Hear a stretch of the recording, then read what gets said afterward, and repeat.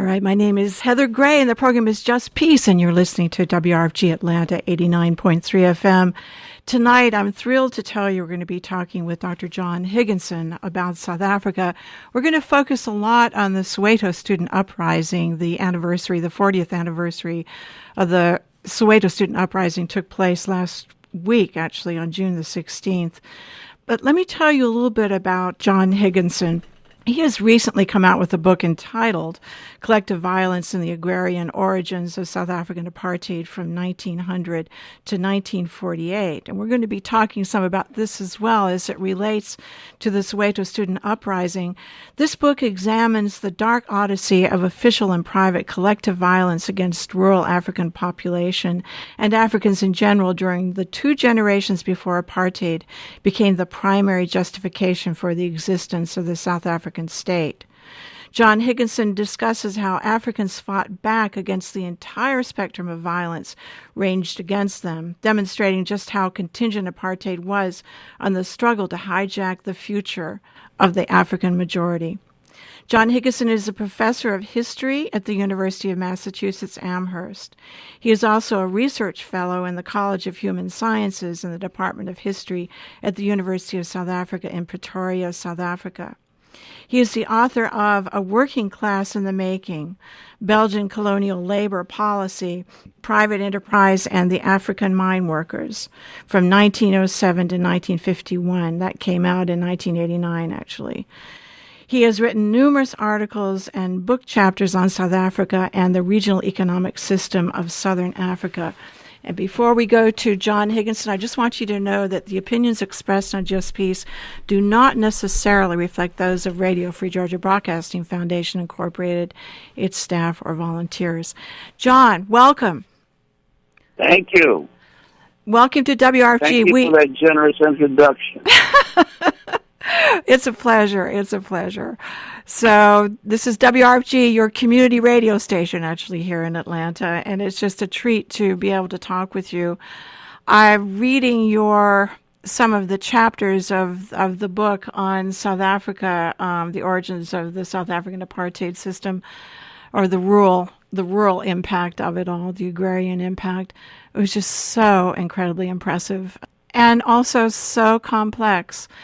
And I do need to say, before we go into this discussion about your writings and your reflections about what happened in Soweto, is that I think when a lot of us sort of reflect upon South Africa, and also here in the United States as well, in the civil rights struggle, that we simplify it, I think, and just think of it primarily as a black-white scenario, and it's far more complex than that, as expressed in your writings. For sure.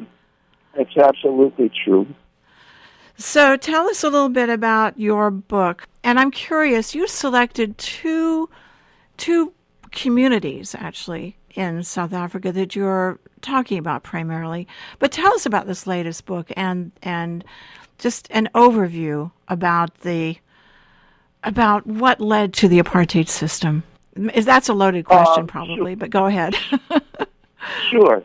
Well, I chose to focus on Rustenburg and Mariko in what used to be called the Transvaal because they were representative of a lot of other communities in South Africa where there was a long and deep tradition of white regulator of vigilante violence.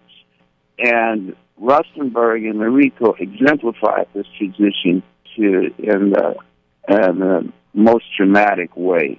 Also, Rustenburg was the home of the founding father, so to speak, of the Republic of South Africa, Paul Kruger, and his early political career was very much tied up with a group or a series of white clans that were the sort of ward bosses of the old South African Republic before it was obliterated by the Anglo-Boer, the South African War of 1899-1902.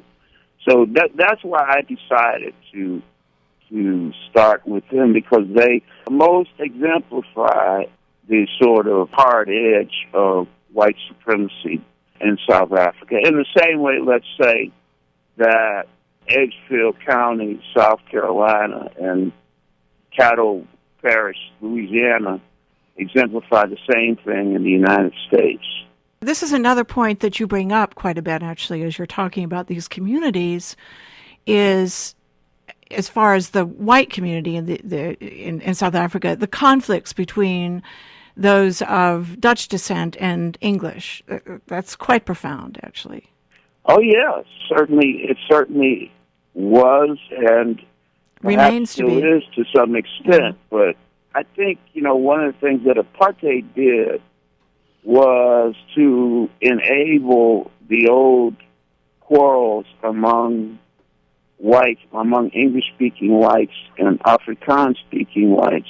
Apartheid was a means by which those old disputes were put on the back burner for the greater cause, in their minds at least, of creating a more precise and a more exacting form of social engineering to suppress black aspirations and the equality of black life.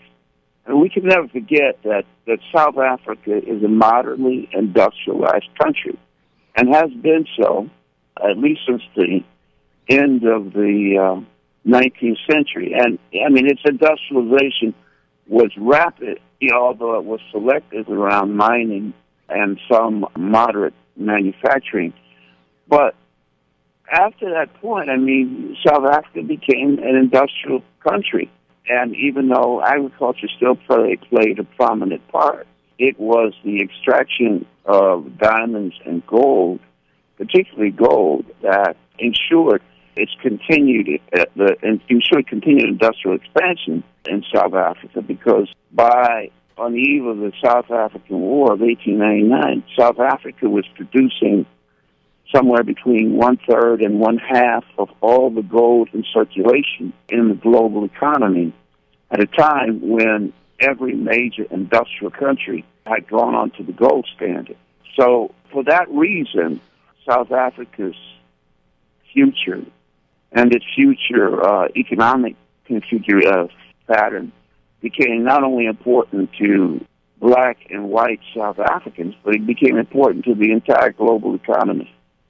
So, this is how today we have a country which in South Africa is a moderately industrialized country of 48 million people. It's also a member of the G20 group of industrial nations. But its great paradox is that perhaps only about 12 to 15 million of its 48 million people live as if it is an industrial country. 7 of those 12 to 15 million have only begun to experience what we would call a middle-class standard of living in the last generation, shortly before the country's first truly democratic election in April 1994. So the social cost of achieving this status and of sustaining industry and industrial infrastructure have placed a crushing burden on the rest of South Africa's 30-odd million people. And of course, it was the root cause of apartheid itself. Apartheid wasn't just entirely a consequence of hatred of black people, hatred of Africans on the part of South African whites. It had a lot to do with structuring the economy with a kind of social engineering that would guarantee 4 major objectives, certainly by the 1960s. And those 4 fundamental policy objectives became, in effect, what historians and others now call grand apartheid. And they included, tighter racial exclusion, what we might call anti-black urbanization, Bantu education, and finally something called separate development, the creation of these Bantu stands. But, the problem was that these objectives, these four policy objectives, were also extremely paradoxical and contradictory. Here, by the 1960s, you had major auto assembly plants in East London and Port Elizabeth, and yet the state was still talking about Bantu education and separate development. Wow. I tell you what, John, we're going to take a quick break, and we'll come back and continue with that discussion, so hold on. Again, my name is Heather Gray, and the program is Just Peace, and we're talking with John Higginson, who is from the University of Massachusetts. He's a history professor there. He's also has a professor position, actually, in South Africa itself. And we're talking about, we will ultimately get to the Soweto Student Uprising, where we're talking about some of the significant challenges, actually, of living under apartheid and also the pre-apartheid system. John, I know you were talking a little bit about the pillars, actually, of the apartheid system, but before we went to that break, but, you know, I think a lot of people don't really quite understand. I mean, the situation in South Africa was pretty bad before apartheid as well, but apartheid radically changed it, though, right? I mean, so go ahead, please. Yeah, well, you know, the four policy objectives that compose grand apartheid, as I said earlier, were extremely contradictory and paradoxical, because here you had a country where industrial expansion by 1960, at the moment of grand apartheid, when the war attempted to impose these four basic policy objectives on the country, it was at the very moment of the industrial expansion of the country was taking off in a dramatic way. There were auto factories, Volkswagen, BMW plants in East London and Port Elizabeth, and there were hundreds of thousands of people working in industry. But at the same time, the state, via the past laws, attempted to endorse hundreds of thousands of people out of the cities and towns into the quote-unquote Bantu stands of separate development. But that's why I say it was contradictory, because as the state moved or expelled hundreds of thousands of people out of the cities and towns, hundreds of thousands more found their way back into the cities in defiance of the past laws. And because industry needed labor on this scale, the private industry found itself in some ways at odds with state policy. So just so people understand, and probably most of the folks listening do, but apartheid means separation. So when the apartheid system came into power with the election of the National Party in 1948 after the Second World War, all these laws were put in place that separated the blacks and whites significantly and put them into Bantustans, or they created Bantu. Would you explain what a Bantustan is?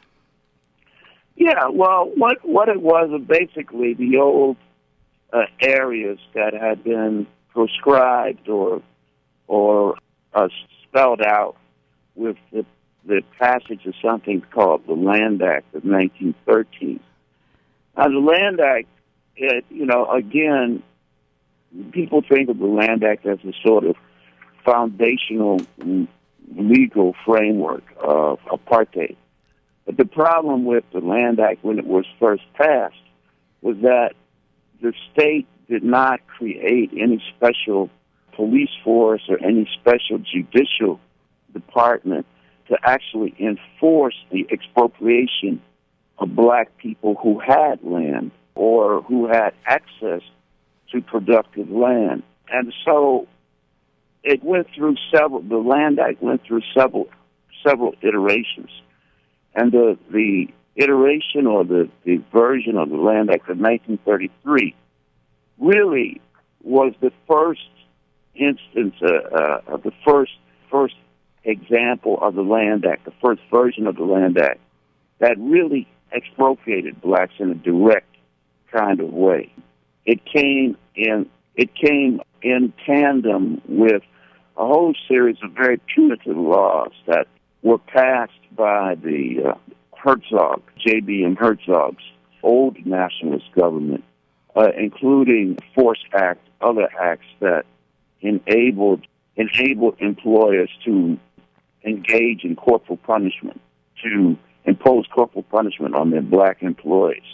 And all of these kinds of laws that were supplementary to the 1933 version of the Land Act began to really shape and mold a vision or a legal conception of what we now, what was later called apartheid.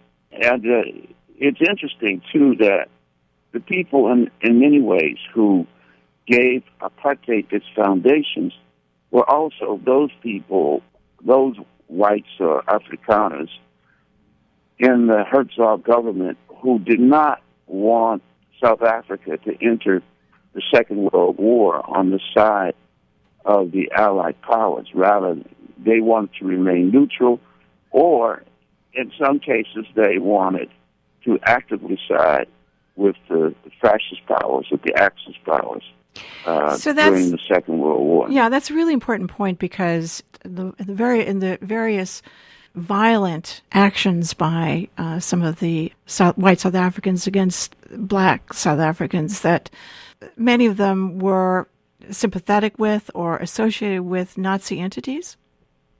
Oh, exactly, absolutely. Not only were they sympathetic, many of them had been educated in Germany. Niko Dietrich, Verwoerd himself, many others, many who later on either joined the Oslo Brandwag or the Arswagen Guard or the South African Nazi Party.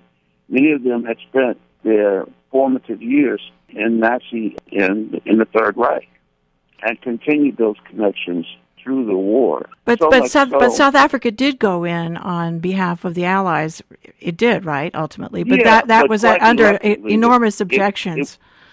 Sorry, go ahead. It was pretty clear during the course of the Second World War that a majority of the white population of South Africa would have preferred to remain out neutral or join the side of the Axis powers. In fact, so much so that Jan Smuts, the then Prime Minister of South Africa, wondered aloud from 1939 to about 1944-45 about which of his bodyguards or who in the police force would attempt to assassinate him.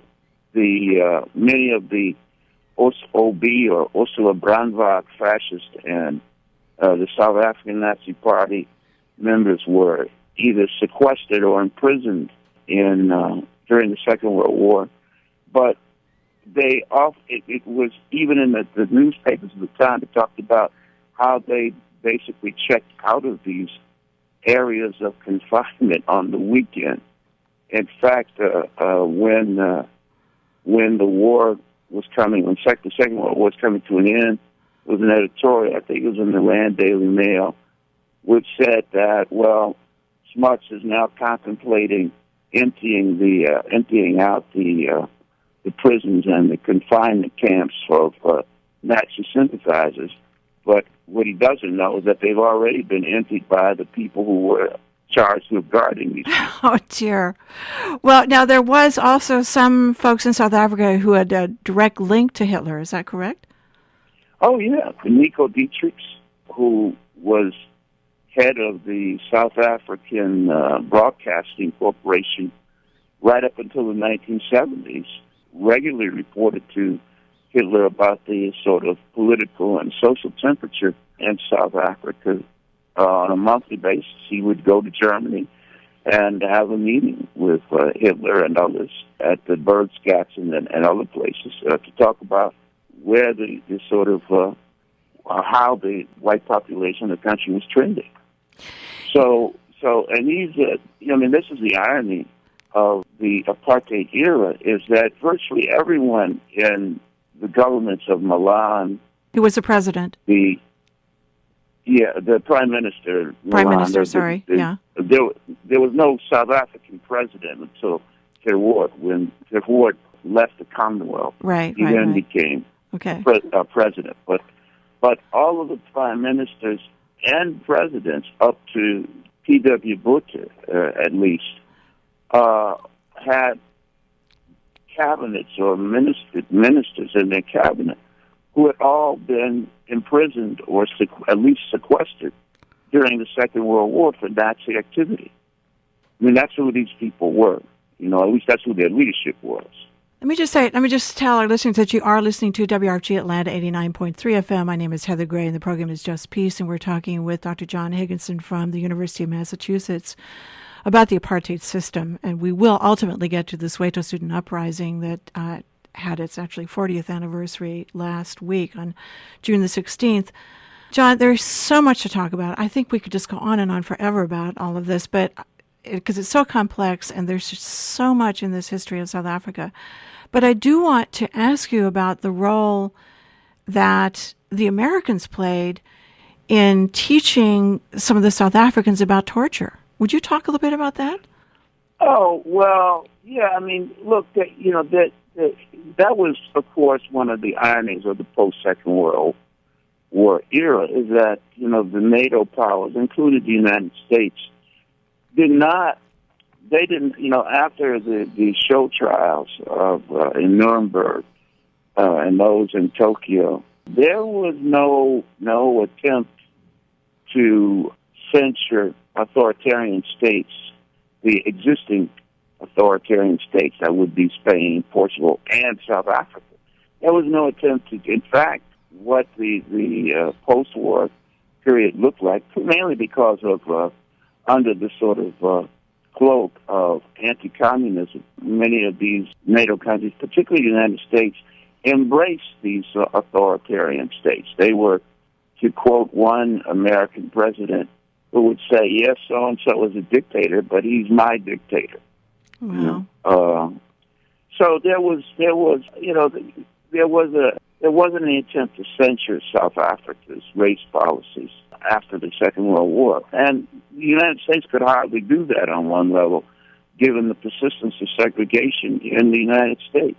And also, South Africa, not only did it produce, a significant portion of the world's gold, but it also produced a significant number of strategic raw materials that kept the NATO powers, and the U.S. in particular, on the winning side of the Cold War. Without those strategic raw materials, the arms race that came with the Cold War would have been a lot more ambiguous than it was. So South Africa was not simply tolerated. It was embraced because the United States in particular needed its strategic raw materials. It invested, at their point, Chrysler and Ford, along with Volkswagen and BMW, set up auto plants in South Africa. Much of the expansion of the gold mines into the Orange Free State in the 1950s was a result of the investment of American corporations like American Metals Climax and so on. So there was a very close relationship with South Africa, economically and politically, for a very long time, until it became a bit embarrassing. And then, it continued to be finessed even then. I mean, you remember that, Reagan and his Assistant Secretary of State for African Affairs, Chester Crocker, were the people who were talking about not boycotting South African goods, but engaging in what he called constructive engagement with South Africa. But I want to go back earlier, though, after the war, about the training that the South Africans offered, the South African security on torture. Yeah, many of the civilian intelligence people and the American in the Bureau of State Security, many of the South Africa's defense force, many divisions of its defense force were trained with the American military. There are now tons of documents about the American armed forces training South African pilots and training them on the use of ICBM missiles. It's no longer secret because the documentation is out. I wish I was at my office or at my computer, there were just tons of these documents. In fact, you might be able to, if you're at Emory, right? You have access to Emory University's library. Yes, right. Yeah, I'm sure they have the database declassified documents, and all one has to do is to go to the declassified documents and just type in on the search engine South Africa, and you'll see hundreds of documents showing the American military's and the American states' involvement with different segments of South Africa's military and intelligence community. Now, one of the things that I know you've mentioned to me also is that one of the major impacts, actually, after the Soweto Student Uprising, when a lot of these students actually were arrested, many of them were tortured, but you said also prior to that, the South Africans didn't necessarily have those skills. But there was a certain point when they were trained by the Americans that they did have those skills in knowing how to engage in torture. At the Traffic Institute at Northwestern and at other places in Michigan State, they were trained in torture techniques right along with members of the ARVN, of South Vietnamese Army. What years are we talking about there, John? We're talking about the years between, say, 1966 and 1974. I see. So there would likely be information about that in those archives as well, I'm assuming. Oh, I'm sure. Yeah, absolutely. Mm-hmm. Yeah, in one instance, some years ago, 2007, I actually met one of those people who had been trained at Northwestern and who moved on to Michigan State when student protests over the presence of such people on campus forced them to move on. Oh, that's interesting.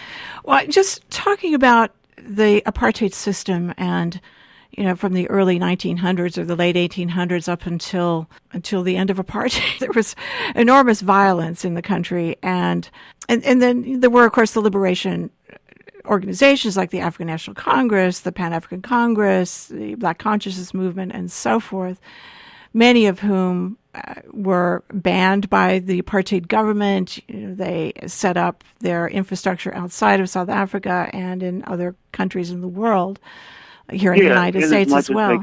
As much as they could do that, yeah. Yeah, I mean, the intelligence community in South Africa, the old civilian intelligence agency, the Bureau of State Security, and later on, and its military intelligence descendant, they were very, their intelligence operations were as sophisticated as anything that Israel or the United States could put together. They, remember that even though people think of, Afrikaners as being sort of country bumpkins, many Afrikaners became very sophisticated about the world and about what they needed to do to defend themselves, to maintain their way of life after the Second World War.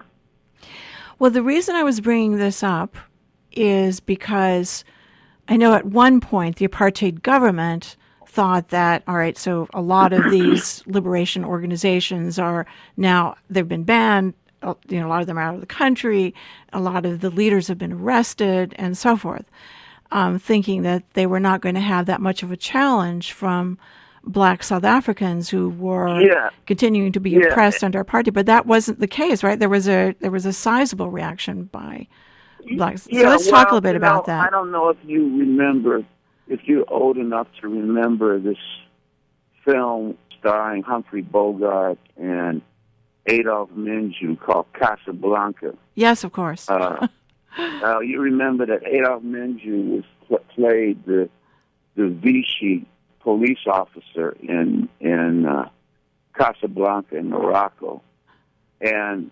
Humphrey Bogart had a nightclub called Rick's Cafe, and that's where many of the resistance leaders would meet.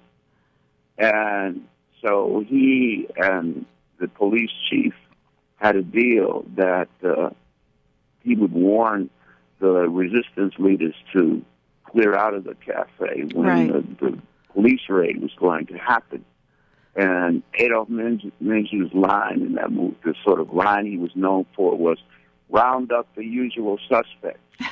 Well, the South African government thought that after the state of emergency of 1962, after the war declared a state of emergency and forced the ANC and other organizations underground or into exile or in prison, they thought they had rounded up the usual suspects.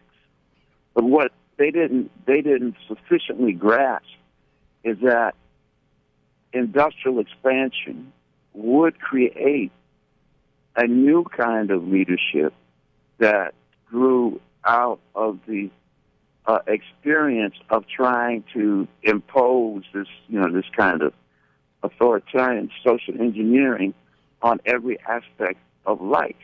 As I said, the industrial expansion of the '60s was a clear indicator, was a kind of avatar of what came in the 1970s with the strikes in the textile mills in Durban in '73, and ultimately the Children's Uprising of 16 June 1976. Well, let's talk about that. Why, in your opinion, did the children rise up? Like, there's thousands of people in the streets of Soweto, and Soweto is just out of Johannesburg, actually. So why did they do this, in your opinion?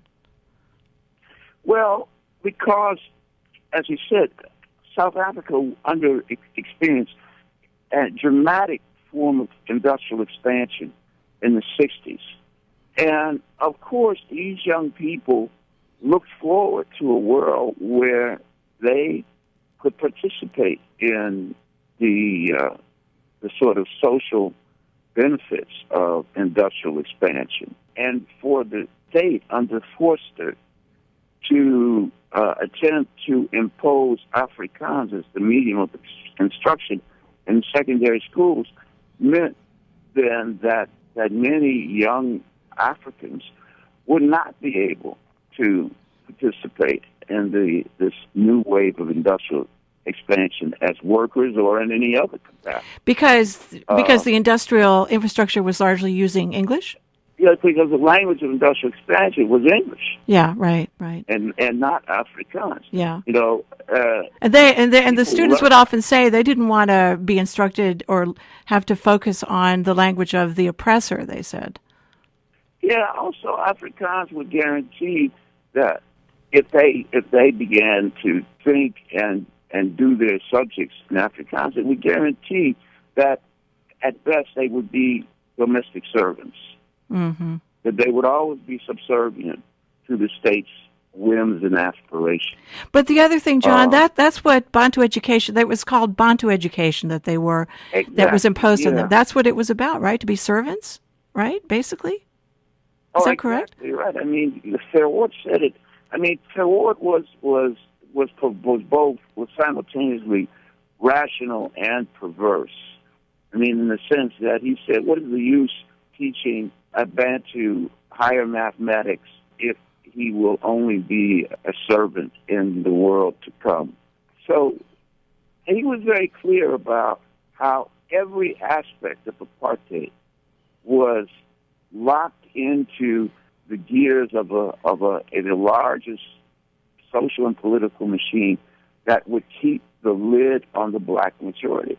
But what was so perverse about this was that it was he, as smart of a man as he was, should have realized that with this industrial expansion, this was patently his dream of what the new state should look like was patently impossible.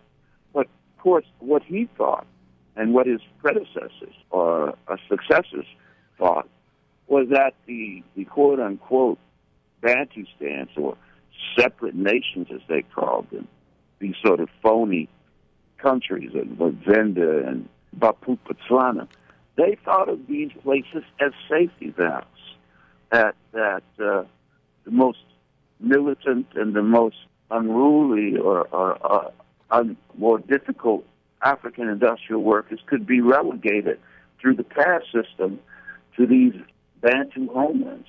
But it didn't work, because just as many just as many people as many people were leaving, were being endorsed out of the cities, hundreds of thousands of other people were stealing back into the cities. Mm-hmm. So the pass system was, as rigid as it was not really effective. Let's just talk quickly about the pass system. People were required to carry a pass, right? The black South Africans were required to carry a pass. And anybody could stop, any white could stop them, right? Well, certainly any policeman, and certainly anybody who was an employer of black labor was obliged to ask a prospective employee, was obliged to ask them to see their pass. But the problem with the pass system was that while it solved several things, it did slow down movement of people, and it forced people into the sort of silos like Soweto, the Southwest townships, or Soweto, or in Alexandria. And it did, in fact, give employment to a lot of young whites who would have been unemployed had it not been for the police system and the pass system. You know, the pass offices were completely staffed in the main by young whites who would have gone begging for employment otherwise. Interesting.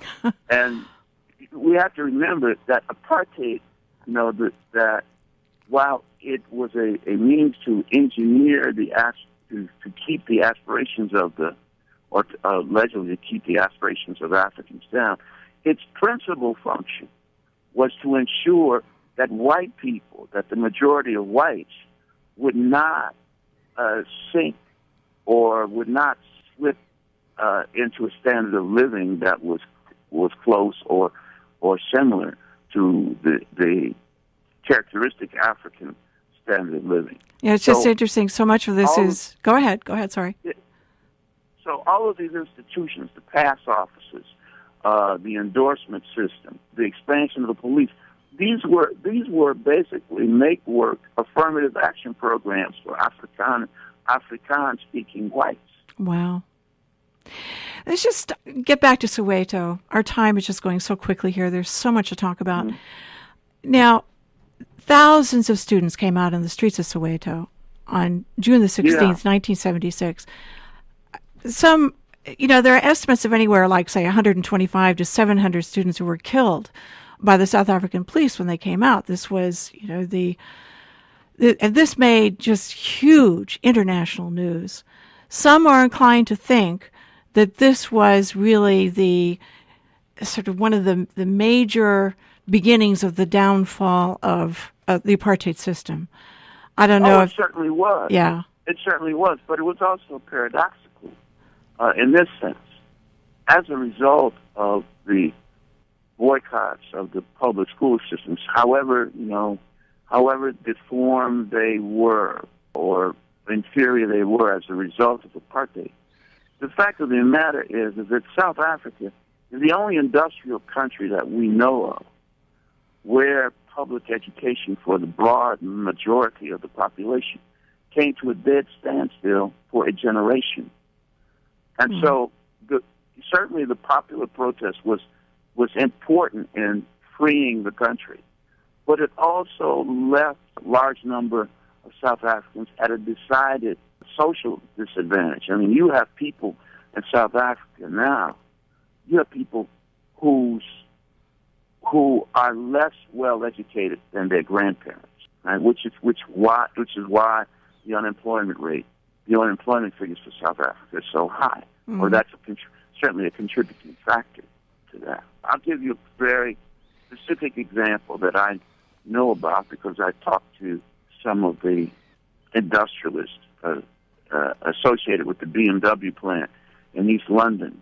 To go into an auto factory in South Africa now is to go into a world that auto workers in Detroit a generation ago, maybe even 10 years ago, never knew. I mean, you got these plants where there are some robots, but the majority of the workforce is highly skilled, highly educated, and as a result of the the nature of the work. The work goes on with workers with handheld computers using Twitter software to correct mistakes on the line.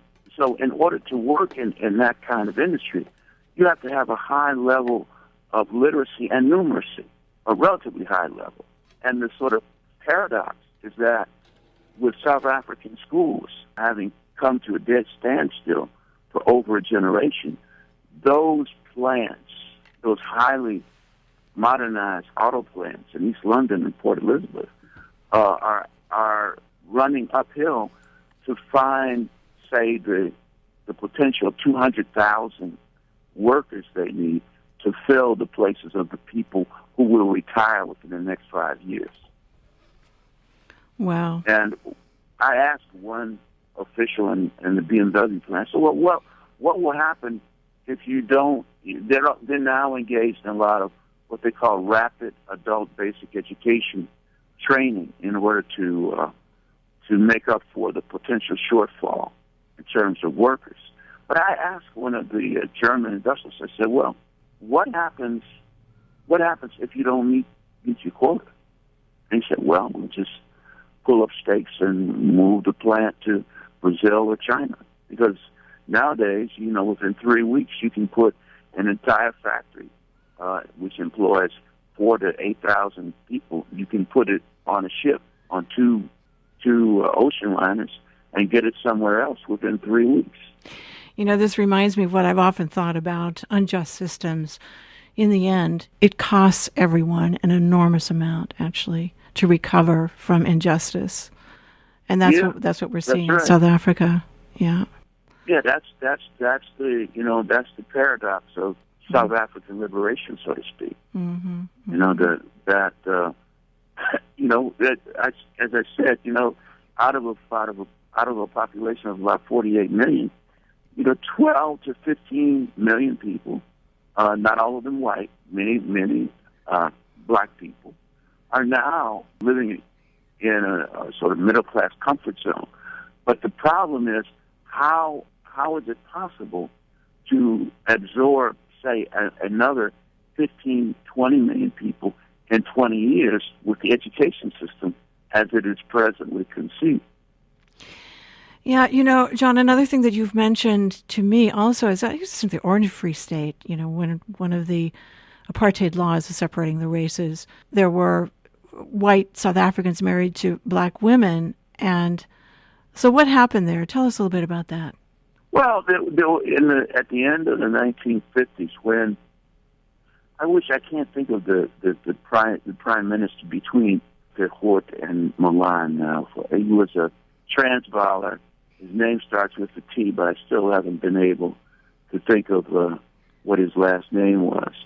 Once the race laws followed, in the train of the Suppression of Communism Act of 19. Go ahead. The laws against mixed marriages and so on. Many white farmers in the Orange Free State, committed suicide. There were literally hundreds of them who committed suicide when they realized. And they were married to black women, right? Right. Mm-hmm. Right. Mm-hmm. And there've been. And why did they commit suicide? Why did they commit suicide? Well, they realized that their lives, if the new laws were enforced, their lives would, as they had experienced them, would come to an end. As I said, the Jackson Dawes novel, The Madonna of Excelsior, is about this crisis, so to speak, within the white community at the end of the 1950s. Tell us about, we just have just a few minutes left here, and you just have this wealth of knowledge about it all. I know we could just go on forever talking about this, but what do you hope now for South Africa? I know that the challenges are immense.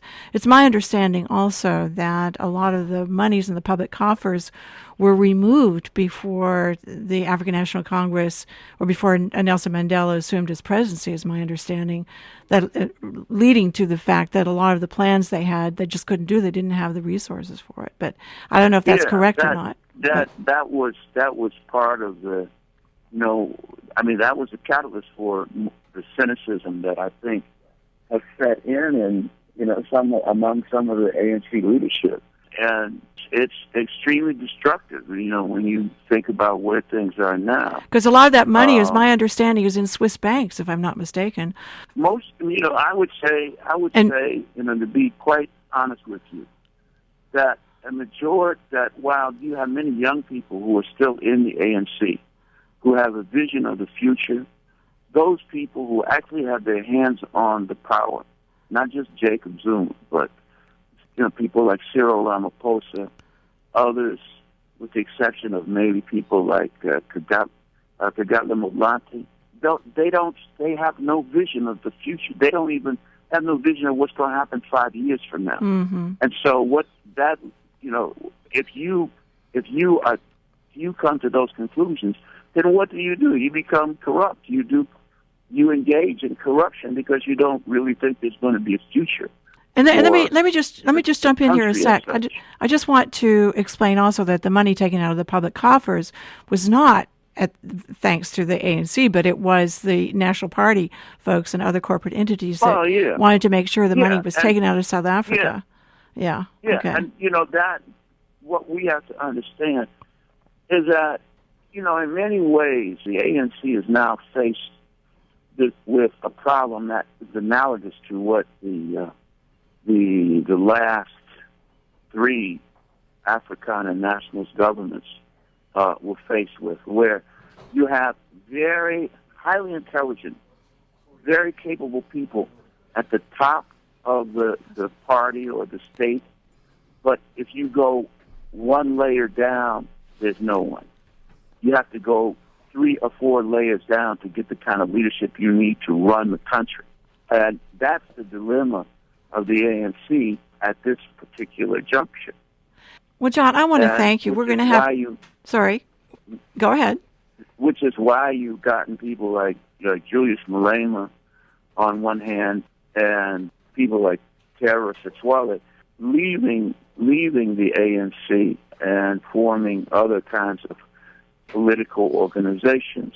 For further discussion. What I think has got to happen is that the leadership in all of the existing South African political parties, including the Democratic Alliance, have to begin to realize that they're really flirting with the complete destruction of the country unless they come together over certain basic issues like education. John, we're going to have to end it there, but I tell you what I'm going to need to do, though, is to bring you back and talk about the African National Congress and talk about the contemporary South Africa. I'd love to be able to do that sometime. But our time has gone quickly. We've been talking for a whole hour here. So yeah, we have, haven't we? Yeah, we have. Yeah. So I wanted to thank, this is John Higginson. I wanted to thank you so much for your tremendous knowledge about it all and your great work on this history. Thank you so much for sharing all this with us. So thanks, and I look forward to... Thank you for asking me to do it. I was most honored that you would ask me to do something like this. And I learned a lot from you, too. Oh, well, thank you, John. I appreciate that. All right, so take care. I really thank you so much. Thank you. All right, thanks. All right, have a good night. Thanks, you as well. Thanks. Again, my name is Heather Gray, and the program is Just Peace, and we were talking with John Higginson, who is a scholar on Africa, actually. He focuses mostly on the Belgian Congo as well as South Africa.